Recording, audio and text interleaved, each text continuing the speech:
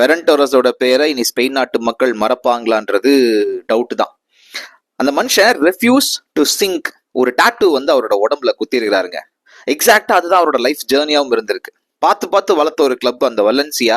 அவங்க சொல்றாங்க, மூஞ்சி மேல உங்களுக்கு அதிகமான பணமும் கொடுக்க முடியாது, நீங்க எங்க ப்ரியாரிட்டியில இல்லைன்னு. அந்த சமயத்துலதான் அண்டர் 19 சாம்பியன்ஷிப்ஸ்ல பயங்கரமா பெர்ஃபார்ம்லாம் பண்ணிருக்கிறாரு. உடனே வந்து இங்கிலாந்துல இருந்து கால் வருது, சந்தோஷமா மேன் சிட்டி பக்கம் போறாப்ல. அங்க கோவிட் அடிச்சு நொறுக்குது. டீம்லயும் வந்து ஆடுறதுக்கான வாய்ப்புகள்லாம் ரொம்ப கம்மியா இருக்கு. சோ அப்ப பார்சிலோனால இருந்து கால் வருது, ஜாவி கூப்பிடுறார் தம்பி வந்துருட்டு. அங்கதான் அவர் வாழ்க்கையோட இருண்ட பக்கங்கள் ஆரம்பிக்குதுங்க. 3 வருஷம் மீடியாவும் சோசியல் மீடியாவும் மிதிக்கிறாங்க. இந்த பையலே 600 கோடிக்கும் அதிகமா விலை கொடுத்து வாங்கிட்டு வந்தீங்க, கோலே வரல. உலக கோப்பையிலும் அதே பிரச்சனை, கோலே வரல. சவுதி அரேபியாவுக்கு எதிராக கஷ்டப்பட்டு ஒரு கோல் அடிக்கிறாரு, VAR அந்த கோலை இல்லைன்றுச்சு.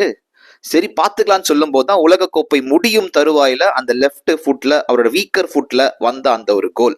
ஜாவி இவரை பத்தி கரெக்டா சொல்லியிருக்கிறார், இந்த பையன் சுறா மாதிரி சார், அப்படியே பார்த்துக்கிட்டே இருப்பான், வாய்ப்பு கிடைக்கிறதுக்கு கிடைக்கும் போது முடிச்சிடுவான். அதுதான் அவரோட ஃபேமஸான நிக்நேம், எல் டிபுரான், ஷார்க் அப்படின்லாம் வந்து உருவாகி இருக்குது. வாழ்க்கை நமக்கும் இந்த எலிவேஷன்லாம் எப்போ கொடுக்கும்னு தெரியவே தெரியாது. கிடைக்கும் போது கப்புன்னு பிடிச்சிடணும்.